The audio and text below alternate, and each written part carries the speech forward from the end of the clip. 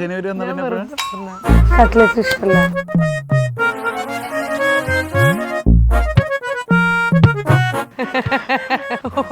എന്ത് പ്രോസ്റ്റ്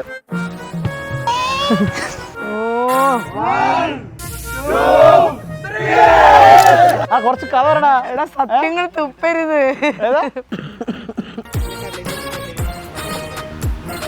ഒരു കട്ട്ലറ്റും കൂടെ തരൂ.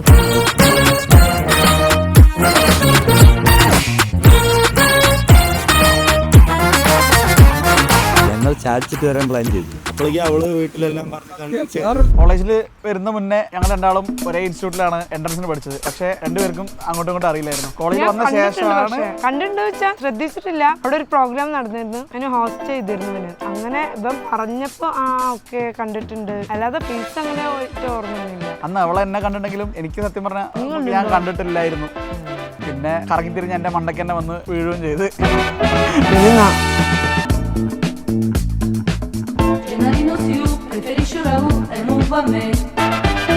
le canna così e fa solo capaschi e maccaro con una panza così può guardare con me ma che vuoi fare.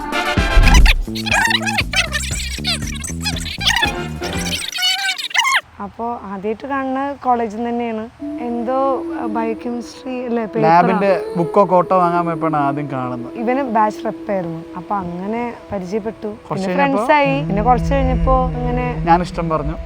ആദ്യം സമ്മതിച്ചില്ല, പിന്നെ വീട്ടില് പറയാ എന്നുള്ള തീരുമാനത്തിലായി. വീട്ടില് പ്രപ്പോസൽ ഒക്കെ വന്നിരുന്നു, ആ സമയത്ത് പറയേണ്ടി വന്നു. കുറച്ച് പൊട്ടൻഷ്യലൊക്കെ ഉണ്ടായെങ്കിലും ദൂരവും കാര്യങ്ങളും ഒക്കെ ഒരു ഇഷ്യൂ ആയിരുന്നു. പിന്നെ ഓക്കെ ആയി, ഇവിടം വരെ എത്തി. जो हो गई इश्क की सुबह, हर तरफ है रोशनी, सज रहा है जहां, ख्वाब है जितने भी आँखों में, संग तेरे बाटना चाहूं मैं.